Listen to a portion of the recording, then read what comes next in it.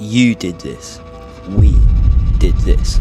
Gorilla Tag was once the purest online experience. No guns, no crazy mods, just you, physics, and your friends. It was raw, it was chaotic, and it was magic. But lately, something's gone wrong.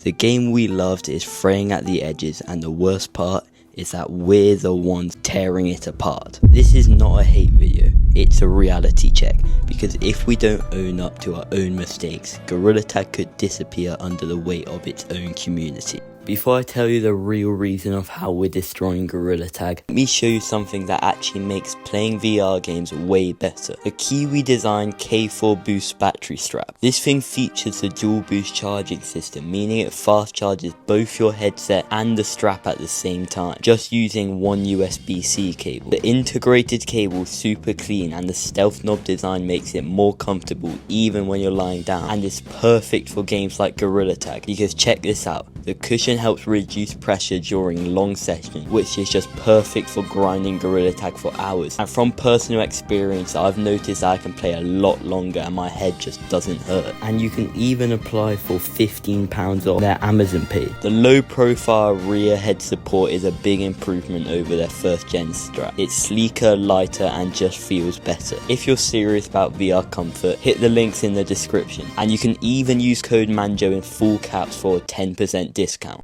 Thank you to Kiwi Design, and let's get back into it. Think back to early 2021 when Gorilla Tag was nothing more than a prototype on side quests. There were only a couple maps and half of them were made by the dev in his spare time. You'd log in with 3 friends, learn tricks like wall climbing, and go crazy when someone made an insane juke. There were no cosmetics, no shiny rocks you had to pay for, and more importantly, there was a good small community, and players just figured out the rules as they went. I remember playing for hours just because the game was really fun and people were really nice. You would have a bunch of laughs and funny moments, and that's the time when Gorilla Tag felt alive, with living, breathing player creativity. And then Gorilla Tag started taking over social media, and suddenly Gorilla Tag clips were everywhere. Insane wall running, crazy montages, trick shot highlights, everything. And the game grew rapidly, with thousands of players joining every day. People who'd never touched a VR in their life wanted Gorilla Tag, just because all the really fun looking clips on social media.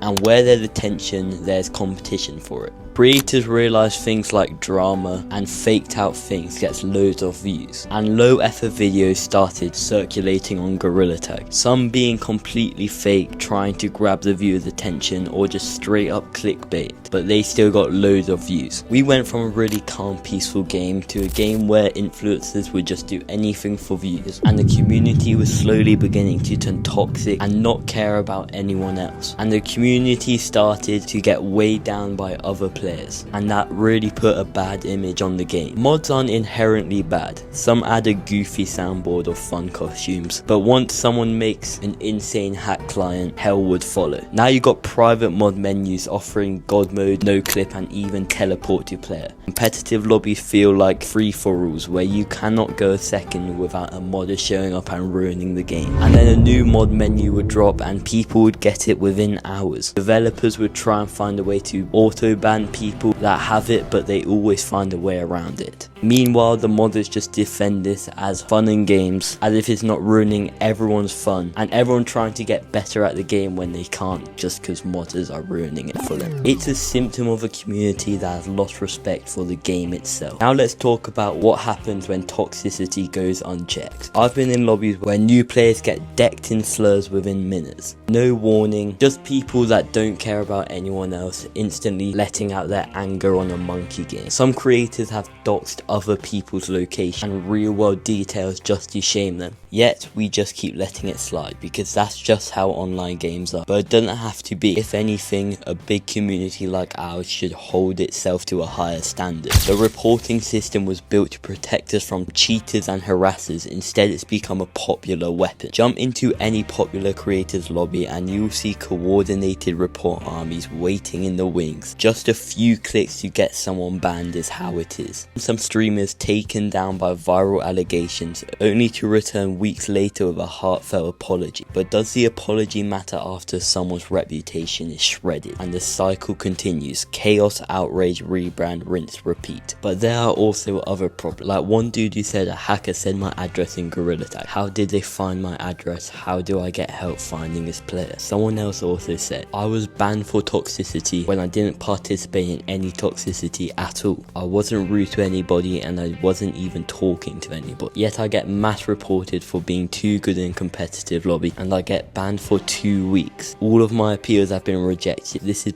I'm banned for something I didn't do, and I think this vote kicking report system is a piece of. Someone else has also noticed this problem, saying I swear I can't play for 2 seconds without hearing curse words, the N word and other slurs or hateful comments. I honestly don't know what this is, what happened. Everywhere I look there is fetuses and racists and toxic players all around. I remember a day when Gorilla Tag was fun and non-toxic. To you guys out there, please quit.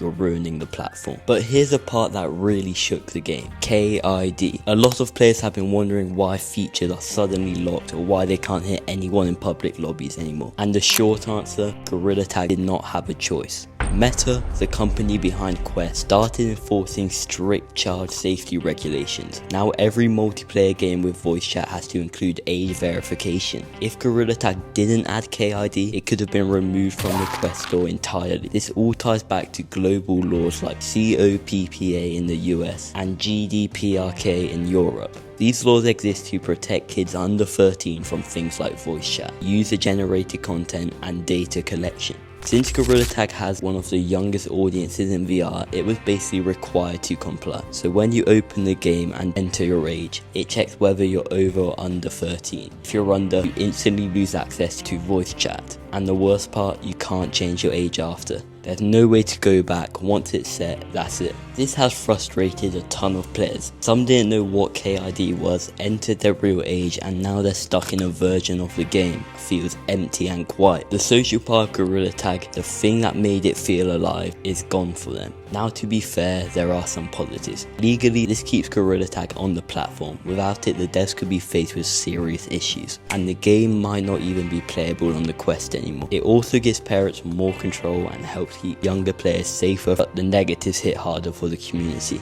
You've got kids creating fake accounts just to get around it. You've got lobbies where no one talks, no one interacts, and it's all created this weird split in the community that there wasn't before. Gorilla Tag isn't dead, but K.I.D changed it, and depending on how the devs handle it moving forward, it could be the thing that slowly tears the game apart. These aren't isolated incidents, they're symptoms of a community spinning out of control, and innocent players are the ones paying the price. So what can we do? Own our actions. Think twice before reporting someone just because they beat you. Encourage healthy mods, celebrate cosmetic or quality of life add-ons, not god mode hacks. Set community standards. If you see slurs or harassment, call it out. Support the devs. They're working around the clock to patch exploits and maintain servers. A simple thank you in the Discord or on Twitter goes a long way. Remember why we started. It was for the joy of pure movement, laughter of friends and the thrill of discovery. Gorilla Tag isn't beyond saving.